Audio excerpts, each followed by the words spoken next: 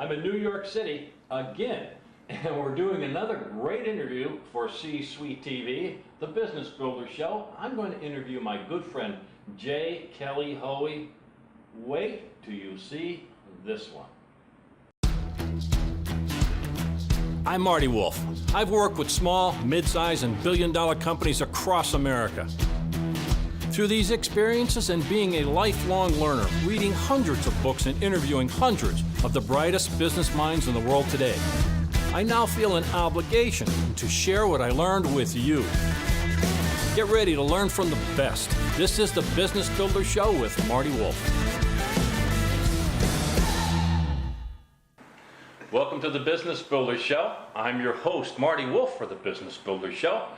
I'm proud to let you know that the Business Builder Show is distributed by C-Suite TV, so you can find all our Business Builder Show and many other fine shows on C-Suite TV. You can find them at c-suitetv.com.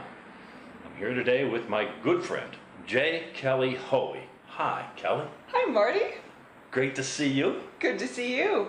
We're going to be talking about your book called Build Your Dream Network, Forging Powerful Relationships in a Hyper-Connected World. Again, written by Kelly Hoey. But before we get into your book, we've got kind of a neat announcement to make, don't we? Shall we make it? I think we should set the table for this announcement. You're going to be joining me as a guest host on the Business Builder Show. We're going to be doing podcasts, and I'm sure we're going to be having you doing some C-Suite TV also. I'm kind of excited about that. How about you, being a guest host on the Business Builder Show? Are you fired up? I'm totally fired up. I love your show. I love the energy that we have talking to each other, and I love your audience.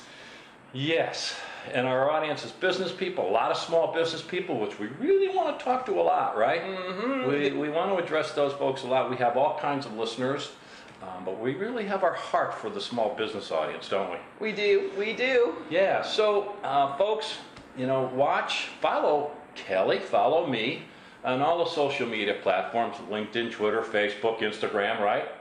And they can find you at Kelly Hoey just about everywhere, right? Yeah, J.K. Hoey on Twitter, though. There you go. Okay, and you should also get on her website, which is jkellyhoey.co, and Hoey is H-O-E-Y. Okay, so let's turn our attention to your book and why I wanted to have you as a guest host on the Business Builder Show. You wrote this great book called Build Your Dream Network, and I don't know how you pulled this off, so you have to tell us. How did you get Tom Peters to write the foreword to this book? Two-part question. And then in the foreword, Tom says you didn't write a book about networking. So two questions. Answer the first one. How the heck did you get Tom Peters to write the foreword to your book? Okay, well, let's answer the second question first. Okay, good. Okay, this is really a book about getting things done. Okay. And we get things done with the help of other people. So this is really a roadmap and case studies on how you get stuff done. Yeah. Whether it's your business, a passion project, a second career. This is about how you create the networks and the relationships and tap into them to get things done. So that's what it is. So this is not a book on working a cocktail party and handing out business cards. So Tom got that one. Yeah. So Tom and I met because of Twitter. And this is why I am such a big advocate and fan of social media, but also how I think about it, which I outline in the book, which is you got to use it knowing that you're talking to other people. And Tom and I have been chatting away, socializing on Twitter for 7+ years. Let's make that point. So you're chatting and connecting with Tom Peters for 7 years. Yeah. So I guess we dispel the idea that we're going to do a LinkedIn request and everything's going to happen. Oh yeah, it's. I mean, the beauty of our digital world is that our potential and our possibility of who we can connect with, like minds, kindred souls, kindred spirits, has now got a bigger kind of like that ripple effect with a pond. It's gotten bigger. Yeah. But the behaviors that make that human connection haven't changed. So I think of Twitter like a cocktail party. I like that. How are you a good guest that someone wants to talk to, and how do you get invited into and back to conversations?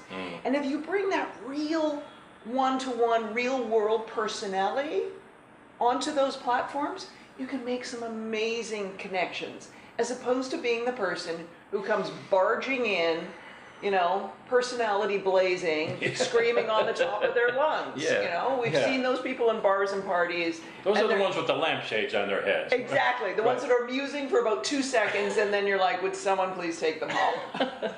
Yeah. So, okay, well, that makes me think of, so you got Tom Peters, you connect with him, you had conversations with him. Yes. But I also want to make this point. You actually met Tom Peters. So how important is obviously social media and making these connections, what you call Twitter, do you see that as a cocktail party? Yep. I like that analogy.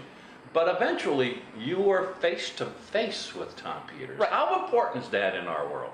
Oh, absolutely important. And so I'm going to quote from a great mentor of mine, and he said, until you meet one-on-one, the network is incomplete and useless. Yeah. Now, I don't know if I'd go so far as useless, but we haven't done this. And so whether it's one-on-one grabbing coffee, whether it's one-on-one going for a walk, sharing a subway ride, a taxi, or getting on a Skype. One of my other Twitter friends, absolutely. The minute we jumped on a Skype call together, it was, like sorority sisters who had been reunited. So seeing someone, seeing piece of their environment, seeing, that they are the same person as they portray themselves online is really vital. How they portray themselves online. Good insight.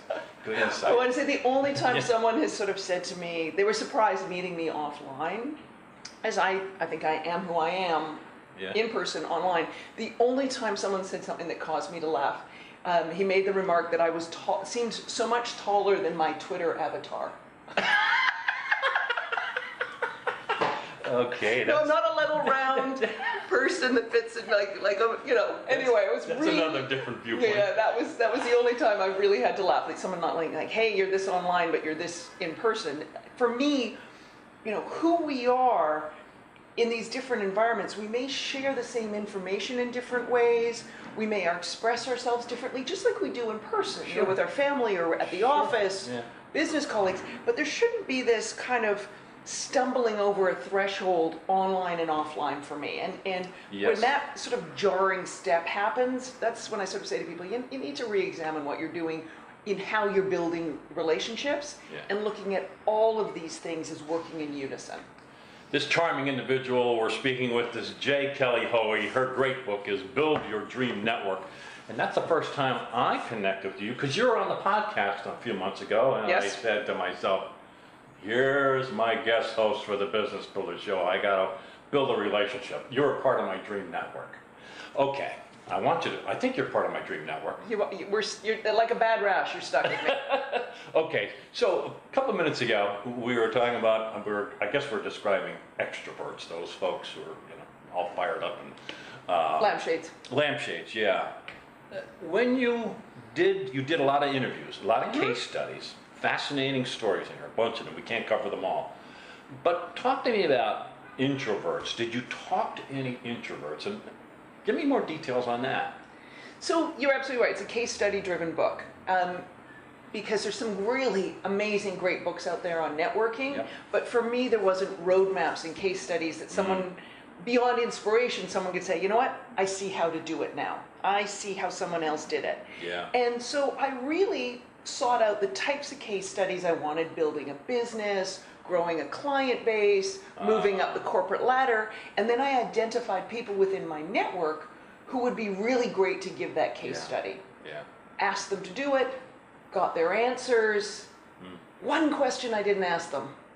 How'd you do on Myers-Briggs, or what's your personality? I never asked their You never even considered what their personality was, whether an introvert, an extrovert. No. Now there's this ambivert, which is you can go back and forth, I guess.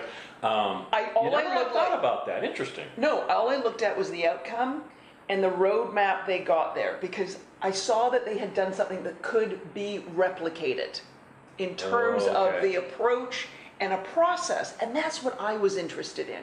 Yeah. And the answers started coming back. And most of the people I interviewed in this book are introverts.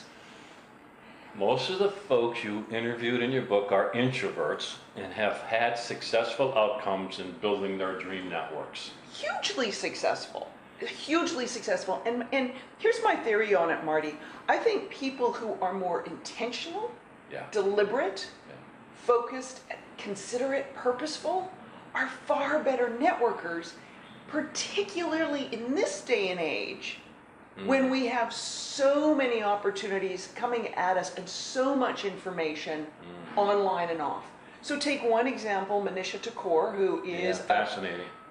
She's built her business, which is as a wealth advisor, and she realized she needed to have, a bigger visibility. But as an introvert, she's like, hey, how can I do that? Well, she can network through a newsletter. She can network with sharing really good content through LinkedIn and other platforms. She can network by doing media and contributing and doing different interviews and contributing her expertise. And then she said, right, now how do I bring people one-on-one? And she really, or in smaller groups, and she really thought about, all right, where am I at my best? Where am I comfortable? That's important. That's important. Where am I? If I'm an introvert, I have to think that through a little bit, right? Right. And you think about an introvert, you're thinking about, a sensitivity to how people are making demands on you on your time. So if you sort of thought, where am I at my best? When I can add value to other people and bring them in around whatever the topic or subject. And that's what Manisha did. And she now brings small groups together either over lunch or in her home. And some of it is around topics like books or things like books. And she does what? She's a financial advisor. So she's not like, hey, come over to my house so I can sell you some financial products. Right. So I want your business. Right. She's like, I want to build relationships. I want to build relationships. And around a shared interest. So books, a book club. She loves to host people in her home. So she's like, great. Well, how can I bring small groups together? They may find value meeting each other. We can all talk around something we're all interested in. And she can place herself in control and in a comfortable situation. She doesn't have to go and network like every other financial advisor. Boy, tell me. To do it, exactly. You tell me. Please don't. Please don't. But doing it in a way that is meaningful for her, which means she can add more value to the people she's networking with. The whole idea of small groups, I like that. Again, disclosure, I too, people laugh at this. I'm more introverted than I am extroverted, and so people laugh at that. Yeah, Marty, right? What are you, a professional introvert or whatever? But I like that idea of small groups and controlling that, being intentional in who you're connecting with, and doing it for the reasons. You want to build relationships, not to sell them something. Well, I mean, and I want to say another example of a wealth advisor who I think is doing a great job on building her business. She does an annual conference, Wall Street Women's Forum, every year, which is really fabulous. Great speakers, breakout sessions. She sends out her newsletter with updates. She'll do smaller events with certain of the speakers during the course of the year, and she'll do a dinner with bringing all these people in a smaller group. She'll do dinners, but it's all sort of anchored around, one big event every year, and then smaller groups. So, find what's right for you. Take lessons from what other people do, and then go back and say, hey, but what works for me that I can keep doing consistently? Because that's the other key on all of this. Consistency. Right. One dinner, one event, one tweet is not going to build a relationship. Yeah. Okay. Well, so let's use her as the example. So let's get, if you can, you talk about it in detail. How did she use social media? How did she use Twitter or Facebook or Instagram or anything? What was her? How did she do that? In terms of like Manisha, in her particular case. Well, I'm going to say in her particular case, think about it. She's created some great content, so now her newsletter content can become an update on LinkedIn. Yeah. She can share the book or or you know, she's a great cook. So what she made for dinner that night, Yeah. she, you know, for her book club, she can share that on Instagram. Yeah. On Twitter, she can share a link to her latest media, you know, whether it's on TV or whether it is the blog post she did. And so you can repurpose, you know, so you don't have to, you don't have to create new content for every single one, Right. but thinking about, all right, my audience on LinkedIn probably wants to see my media appearance or my latest blog post. My Instagram audience needs a great visual. So what is that? Is that Right. the book cover, or is it, you know, the meal I cooked or the table setting?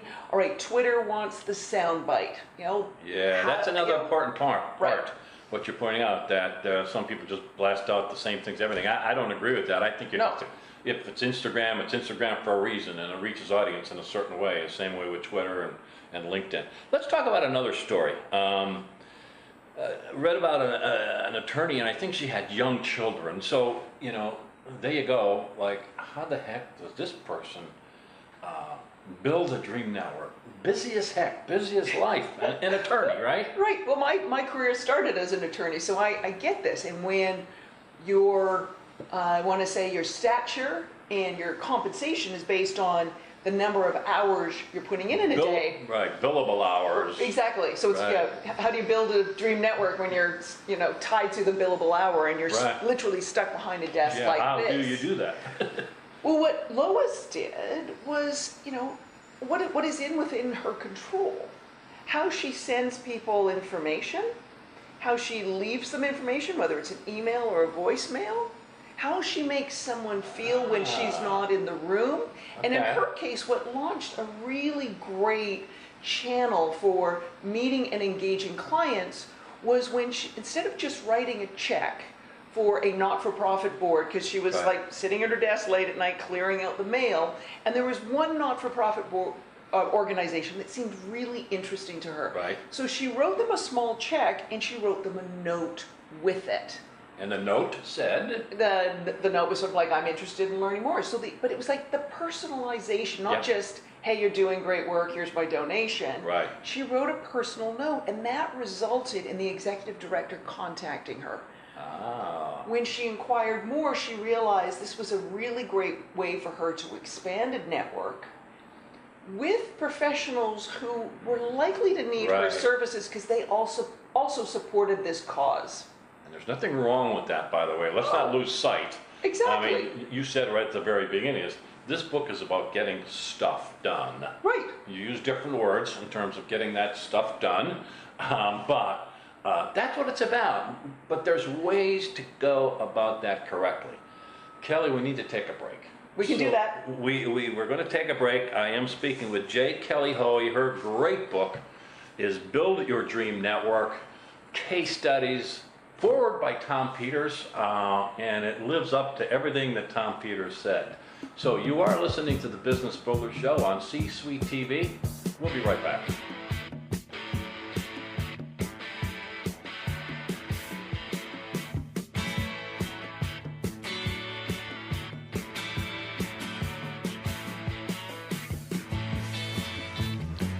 Welcome back to the Business Builder Show. I'm your host, Marty Wolf. You're watching this on C-Suite TV.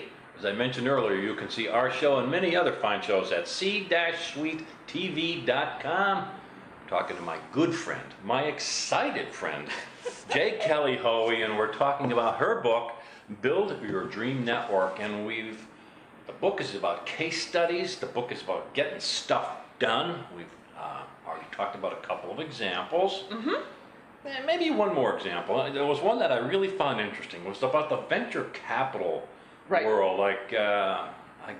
Well, talk to me about that one. That kind of was really interesting. Yeah, it was Rob Hayes from First Round Capital gave a case study interview because you think of a firm, okay, this happens to be a venture capital firm. Right. But you think of a firm or a small business, you know, you got 2, 3, you know, maybe one, but maybe you got 2 or 3 people or 4 people or a handful who are at the top. Yeah. They still only have 24 hours in the day like the rest of us. How can you scale your business in terms of helping your existing client base or customer base, in their case, their portfolio companies Sure. they've invested in. Sure. How do you get new deal flow, new transactions? That's important. Right? How can you share information in real time? If they held their network really tight here and didn't open it up, and it's a really great case study example of how you can scale your business, gain more control by letting go of control and letting go of control of their network. So they really put in place systems to allow other people to engage and connect and share information and get what they needed when they needed it, rather than, oh, I can't make a decision because I haven't talked to Rob. I mean, there's examples in here too, mentions like things like IBM with their blogging policy that they put in, gosh, it's got probably close to 20 years. You say, why would a big company or a small business let everybody blog or post or tweet? Right. Because all of a sudden you can scale. Yeah, you're reaching out, you're connecting with all these people that's talking about what you want to talk about, you're engaging with them. Right, and so putting in place, I would say, networking, understanding, and systems so people understand that, there's not one person in charge of marketing, or one person in charge of business development, or one person in charge of recruiting. Everyone can be by how you're portraying yourself in the world. And there's give and take. It's not one way. Exactly. You're sharing information. Wow, I love that story. That was great. We talked about a lot of case studies. We haven't talked about you. Well, let's talk about Kelly Hoey. Well, why are you here? What are you doing here? Why did you write this book? Tell me your story. Well, like a good networker, I can't go show up at the event or the book and just talk about myself. You got to give us a little scoop, though. What's the story? Listen, my career started off traditionally enough, and I've already sort of mentioned I was an attorney. Yeah. And at some point, my career went the way that most people's are going this day and age. We're not staying in the same path in the same company. And the big crack open in my life and my career was paying attention to my network. And as I say to people, sometimes your network sees more in you than you do in yourself. Wow, that's a great insight. And for me, that big cracking open was getting involved with a global business network for women. And sort of 2 points on that was like paying attention to what people were seeing in me, but also understanding every one of us has the same opportunity, or pretty much the same opportunities right now. Like going to a conference, or getting on a social media platform, or joining a chamber of commerce, or whatever it may be. Any of us can slide a credit card and become a member. How do you show up? And that was really enlightening when I was a member of that network, because I showed up sort of fully and presently and took advantage of everything. And that caused the organization to take notice. And so this is sort of the big takeaway. You contributed. Yes. You were part of it, right? Right. Okay. Yeah. So there's my story in a nutshell. It's all. It's all in the about book. You got to buy the book, for goodness' sake. We can't give all of this away. They got to buy the book. Talk all about myself. I might bore myself, let alone the viewers. So. Well, okay. Look, we're gonna have to jump around a little bit for sake of time, and also we can't cover everything that's in here. So one thing that's very interesting to me is this whole topic of crowdfunding. That's hot. Everybody's talking about crowdfunding. So from your viewpoint in the book, what did you see? What do you want to talk about? And I guess the question is how important is your network or your dream network in terms of crowdfunding? So talk to me about that. Well, it might become a surprise to viewers that there's not one, but there's 2 case studies. On crowdfunding in here. And why is crowdfunding, which so many people think of as marketing or sales, why is crowdfunding in a book around building a dream network? There's reasons. There is reasons. There's good reasons for that. So the good reason for that is, spoiler alert, crowdfunding is really about tapping into your own network. And it is not just a video, and it is not just getting it up on a platform. It's I look at those platforms, whether it's Kickstarter or, GoFundMe or Indiegogo, you have to go through them all. It's a way of facilitating payments from your own network. And if you aren't approaching it that way as a way of connecting into and tapping into your own network, you're going to end up in that You don't get there. well, and most like the highest, it's like a gross percentage of crowdfunding campaigns don't reach their target. I know. And the percentage that raise this much money, because someone thinks you just Post it and away. post it and strangers toss money at you. Doesn't happen. You got to build your own network. You got to tap into your existing networks. I've heard people say, like, don't even start unless you have 100,000 followers or likes on Facebook or something. Like, don't even start some of these things. I don't know if that's true or not. No, Catherine Finney from the big accelerator down in Atlanta, Georgia, so her case study is in here. And she's got a really great social following. She's been a blogger. She was an editor at Blog Her, all that kind of stuff. It all comes down to who you know, and some of those followers and your things. So I'm a skeptic on numbers of followers. Who do you have a real relationship with? Yeah. Have you been a good mentor? Do your work colleagues like you? And as Catherine jokingly says, she tapped everyone in her network, including ex-boyfriends. Like, no one was safe. we went all out on this, I think you've got to be prepared to do that, but you also have to have been. I mean, she's someone who's built a network and given so much to her network. Given so much over her 15 years of her career, and that's key. Contribute, help, generous. These are words that are throughout the book. We could go on for a long time because there's tons of this book by my friend Kelly Hoey, Build Your Dream Network. I know we have a story that we want to talk about at the end, but to make sure we drive home a couple of points to our audience, who I know we have them completely hooked on every word that you're saying. So let's kind of give them a couple of key points that you want to drive home. Some takeaways? Some takeaways, as they say. Every show should have takeaways. Right, so I think here's things I always advise people to do. Audit your network. Audit your network, okay. Where are you spending your time? Are you tapping into that network enough? How are you doing it? Are you overlooking networks? And when you audit your network, are you talking to the same people all the time? You might sort of discover, like, oh, great, my network back in 2002, all I was doing was talking to lawyers and bankers. That wasn't going to get me very far. Those likes made you feel good, but were they really reaching? As soon as I wanted to do something else, I realized my network was too narrow. So take an audit of your network. Good. Take an audit of your activities. You may say, you know what, I need to switch things up. I need to, change which board I'm on. I need to really activate that membership. Take a look at those hidden networks. And why I say that is... Okay, what do you mean? Well, a lot of us, I like to say, we assign value based on the role someone plays in our life. Okay. So just the guy who cleans the pool, or just the gal who cuts my hair, or just that, and we don't share our full selves with them. And one of my friends got his very best linchpin introduction because of his personal trainer. So think about how you're sharing what you're doing with other people. Yeah. Because chances are some of those people in your life, the mom or the dad you're at, I would say daycare pickup with, they may know someone who needs your product or services. And if you're not interested in what they're doing besides being drop off for a kid and you don't even know their name, you might be missing an opportunity. I would strongly agree with that. Right, and on that audit, go and take a look at your social profile.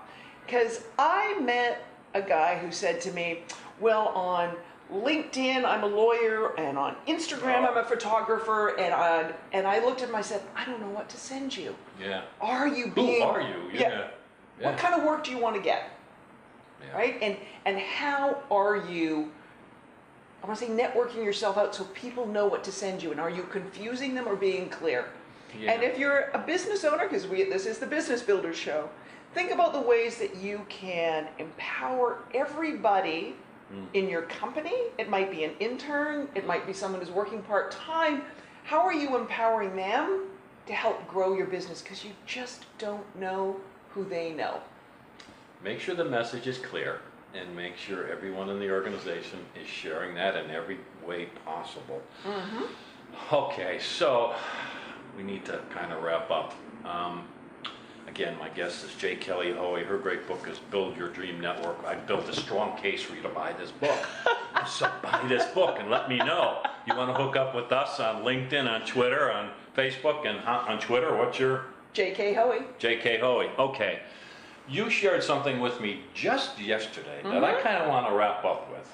So you had a heck of a success story shared with you. Tell me about that. Yeah, it was one of those moments where, you think, why do you do things like write a book or show up at work every day and sell your product or whatever it is? And helping other people be successful, that's really at the core of why I wanted to write this book. Right. And this attorney, Dawn, who had emailed me and was feeling really lost. Like a lot of people who had been more of, hey, I got to show up for work and being more of a service role, now feeling, oh my God, I'm now in a business development role and I am being required to bring in new business. And he was really stuck in a mindset of how he was supposed to do that. So he was on a flight. So that was his initial email was his, hey, I need help. I need help. His second email to me was he had read my book on a flight to a new client pitch. And what he realized was he needed to be himself. Not the, hey, here's how everyone else tells you to pitch your client. Not follow the 22 steps, be yourself. Be yourself. So he threw out his PowerPoint. He was like, I'm not going to do anything like that. I love he that. Walked in. I love it. He talked from the heart. He engaged this other person, and I'm expecting the email that he got the business. Yeah, you shared that with me, and I thought, wow, that sums it all. And you know what? We all have those stories, and we can have more of those stories. Again, if you buy the book. You gotta buy J. Kelly Hoey's book. So we need to wrap up. You are listening to the Business Builder Show on C-Suite TV. A reminder that J. Kelly Hoey is going to be a guest host on the Business Builder Show, Boston podcast, and we're going to arrange some TV spots for you too. You didn't know that was coming. Uh-oh. There you go. So we need to wrap up. Again, you're listening to the Business Builder Show. I'm your host, Marty Wolf. Thanks so much for listening. Till next time.